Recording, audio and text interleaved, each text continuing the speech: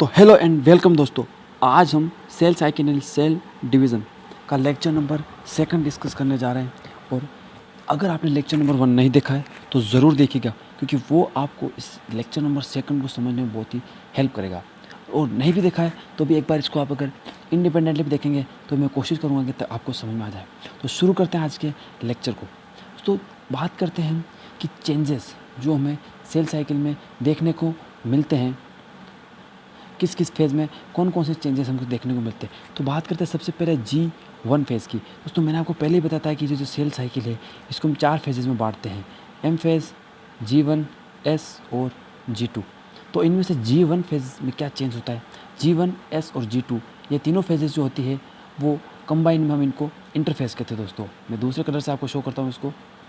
इन तीनों फेज़ को हम इंटरफेस कहते हैं, जो कि मैं लेक्चर नंबर 1 में आपको बता चुका हूँ। दोस्तों इनमें से G1 फेज़ जो होती है इसमें क्या चेंज होते हैं वो आपको बताता हूँ। दोस्तों G1 फेज़ जो होता है इसके अंदर सेल ग्रोथ करती है। कौन सी ग्रोथ करती है? Cytoplasmic growth. तो सेल की जो साइज़ होती है, इसको मिटा के मैं आपको वापस बना के कुछ बताता हूँ। ये देखिए, ये जो सेल है, सपोज ये उसका न्यूक्लियस है, तो ये सेल जो है G1 फेज़ में बड़ी हो जाती है। इसका जो साइटोप्लाज्म है ये वाला, ये बड़ा हो जाता है, इसकी ग्रोथ हो जाती है G1 फेज़ के अंदर। और साथ में ये जो फेज़ है ना, ये इसके अंदर जो भी DNA है उसके अंदर कोई म्यूटेशन हुआ है, कोई चेंज हुआ है। म्यूटेशन क्या होता है एक्चुअली बेसिकली ये आप क्लास 12th में पढ़ेंगे, अगर आप 11th के तो। अगर आप ड्रॉपर है तो आप जानते होंगे म्यूटेशन क्या होता है। कोई भी DNA होता है अपने सेल के अंदर, मान लीजिए ये DNA है, तो इसके अंदर किसी एक लोकेशन पर, किसी भी एक लोकेशन पर अगर DNA में चेंज आ जाता है तो उसको म्यूटेशन कहते हैं। तो म्यूटेशन फ़ायदेमंद है या नुकसानदायक, और वो आगे जाएगा या नहीं जाएगा, वो इसी फेज़ में डिसाइड होता है सेल के अंदर। इसलिए यहाँ लिखा गया कि डैमेज DNA की रिपेयरिंग होती है इस फेज़ के अंदर। ओके, अब ये जो है ये इंटरनल और एक्सटर्नल दोनों फैक्टर पे डिपेंड करता है। इंटरनल मतलब जीन्स वगैरह, और एक्सटर्नल फैक्टर की हम बात करें तो वो होता है फूड वगैरह। मतलब फूड सप्लाई कैसी मिल रही है, क्या मिल रहा है, उस पर इस फेज़ की जो ग्रोथ है, ये फेज़ जो होती है वो इन पर डिपेंड करती है। दोस्तों ये पॉइंट जो है ये बहुत ही इंपॉर्टेंट पॉइंट है जो मैंने हैशटैग करके लगाया है। ये पॉइंट है कि except G1 phase all other phases depend on internal factors only which are genes. दोस्तों इंटरनल फैक्टर जीन्स है, इन पे ही ज़्यादा सारी फेज मेनली डिपेंड करती है एक्सेप्ट G1। तो ये बहुत इंपॉर्टेंट पॉइंट है, उसको ध्यान रखना। और क्वेश्चन है कि क्या प्रोटीन सिंथेसिस होता है G1 फेज़ के अंदर, तो उसका आंसर है यस, क्योंकि एक्सटर्नल पॉइंट पर डिपेंड करता है। और इसके अंदर जो सेल होती है वो मेटाबॉलिकली एक्टिव होती है। जैसे फिर से रिपीट कर रहा हूँ इस पॉइंट को दिमाग में रखना, ध्यान में रखना। सेल जो होती है इस फेज़ के अंदर मेटाबॉलिकली एक्टिव होती है। अब बात करते हैं एस फेज़ जो है सिंथेसिस फेज़। सो इसको सिंथेसिस फेज़ कहते क्यों, ये इसका कारण भी आप इसके जो पॉइंट्स है इसके अंदर चेंजेस होते हैं उनको पढ़ने पर आपको समझ में आ जाएगा। दोस्तों इसके अंदर DNA का डुप्लीकेशन होता है, मतलब DNA डबल होता है। मैंने आपको पहले बताया था कि DNA डबल होता है सेल साइकिल के अंदर। दोस्तों DNA डबल होता है क्यों, पहले आप ये समझते हैं। दोस्तों ये कोई सेल है, सपोज इसके अंदर ये DNA है, अब ये 2 सेल में डिवाइड हो रही है। तो DNA को डबल, अगर DNA डबल नहीं हुआ तो दोनों सेल्स में बराबर DNA जा ही नहीं पाएगा, इसलिए DNA का डुप्लीकेशन जरूरी है। अब आप खुद समझिए कि सेल डिवाइड होगी 2 में तो क्या होगा, पहले इसकी ग्रोथ करनी पड़ेगी, फिर 2 DNA डबल करने पड़ेंगे, फिर दोनों को एक एक एंड पे ले जाएंगे, फिर हम इसको काट देंगे अच्छे से बीच में से।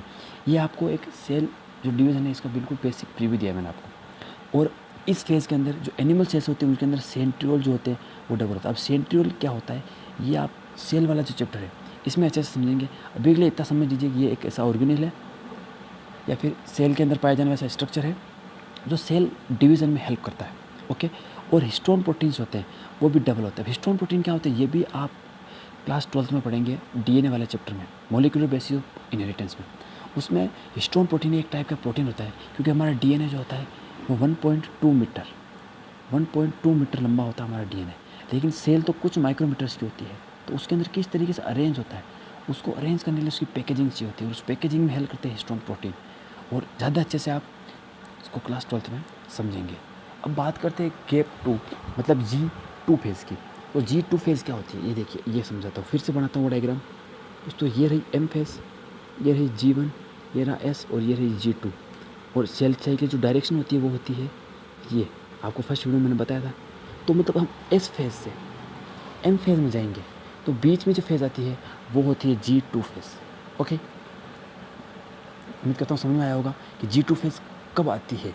और इसके अंदर क्या चेंजेस होते हैं वो मैं आपको समझाता हूँ। दोस्तों इसके अंदर जो आरएनए होता है, सेल के अंदर आरएनए भी होता है। आरएनए सिर्फ जेनेटिक मटेरियल नहीं होता है, आरएनए कैटलिस्ट की तरह और बहुत सारी चीज़ें का होती है इसकी तरह, उसकी तरह काम करता है ये। और आरएनए क्या होता है इसके बारे में आप 12th में अच्छे से पढ़ेंगे। अभी इसके बारे में ज़्यादा डिस्कस करना फ़ायदेमंद नहीं है। और इसके बाद अल्लाह होता है प्रोटीन, और कुछ मैक्रो मॉलिक्यूल्स होते हैं। मैक्रो मॉलिक्यूल्स यानी कुछ कुछ ऐसे मॉलिक्यूल्स होते हैं हमारा डीएनए कहता है। ये बायोमोलिक्यूल्स में आप इनके बारे में ज़्यादा अच्छे से पढ़ेंगे, प्रोटीन और मैक्रो मॉलिक्यूल्स के बारे में। तो वो जो होते हैं किसके लिए, सेल ऑर्गेनेल्स की मल्टीप्लिकेशन के लिए, स्पिंडल फाइबर फॉर्मेशन के लिए और सेल ग्रोथ के लिए वो बनते हैं इसके अंदर, इस प्रोसेस के अंदर G2 के अंदर। क्योंकि G2 के बाद M फेज़ आने वाली है, और M फेज़ जो है वो सबसे इम्पोर्टेंट फेज़ है हमारे सिलेबस के हिसाब से देखा जाए। सबसे ज़्यादा में इसके बारे में पढ़ना है। इसके अंदर ही सेल 1 से 2 बनती है या 1 से 4 बनती है। तो ये जो फेज़ है ना, ये काफ़ी इम्पोर्टेंट फेज़ है। तो इसके जो फॉर्मेशन में, सेल के डुप्लीकेशन में, सेल के जेनेटिक मटेरियल इधर से उधर जाएगा, उसके लिए जेनेटिक मटेरियल के मूवमेंट के लिए, सेल के डिवीज़न के लिए स्पिंडल फाइबर वगैरह की ज़रूरत होती है। स्पिंडल फाइबर क्या होते हैं वो हम अगले लेक्चर में देखेंगे, या हो सकता है उसके अगले लेक्चर में, जब हम ये बात करेंगे कि जो सेल डिवीज़न होता है वो कैसे होता है, और एम फेज़ की सारी फेजेज़ के बारे में डिटेल में पढ़ेंगे, तब हम इसके बारे में जानेंगे, ठीक है।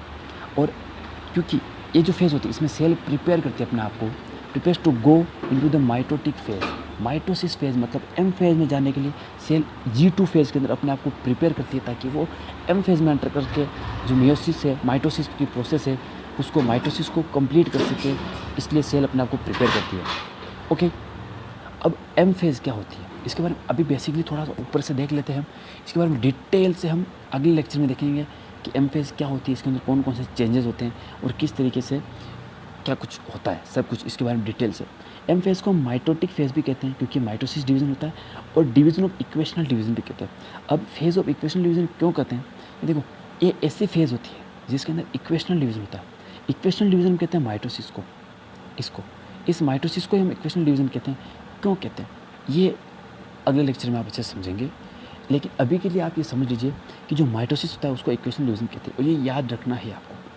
तो इस एम फेज़ जो होता है इसके अंदर सेल के अंदर कंप्लीट रीऑर्गेनाइजेशन होता है, मतलब बहुत सारी चीज़ें बनती है, सेल रीऑर्गेनाइज होती है अपने आप को, और जो दूसरे ऑर्गेनिल्स होते हैं वो डिवाइड होते हैं by the process of cytokinesis. बहुत सारे साइटोकाइनेसिस की प्रोसेस है, मतलब साइटोकाइनेसिस और कैरियोकाइनेसिस दो चीज़ें होती है एम फेज़ के अंदर।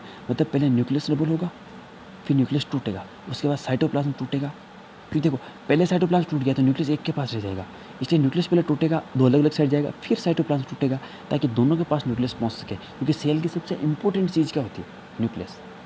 यस, न्यूक्लियस सबसे इंपॉर्टेंट चीज़ होता है सेल के अंदर, जो सेल को गाइड करता है या बताता है कि क्या करना है और आगे क्या होने वाला है, क्योंकि उसके अंदर डीएनए होता है जो कि सारी इन्फॉर्मेशन कैरी करता है, ठीक है। जो माइटोसिस है, माइटोटिक फेज़ यानी एम फेज़ को 4 फेजेज में बांटा जाता है, प्रोफेज़, मेटाफेज़, एनाफेज़, टेलोफेज़। और इसके अलावा और होता है साइटोकाइनेसिस, ये भी इसका ही पार्ट है, एम फेज़ का ही part. Okay, cytokinesis, sorry writing के लिए, लेकिन हाँ ये साइटोकाइनेसिस होता है। तो ये भी इसके अंदर ही आता है, लेकिन बेसिकली हम एम फेज़ को 4 फेजेज में बांटते हैं, वो है प्रोफेज़, मेटाफेज़, एनाफेज़ और टेलोफेज़। इनके बारे में हम अच्छे से अगले लेक्चर में अच्छे से डिटेल में स्टडी करेंगे। अभी के लिए इतना ही, मिलते हैं अगले वीडियो में, तब तक के लिए अच्छे से पढ़ाई करते रहिए। जय हिंद।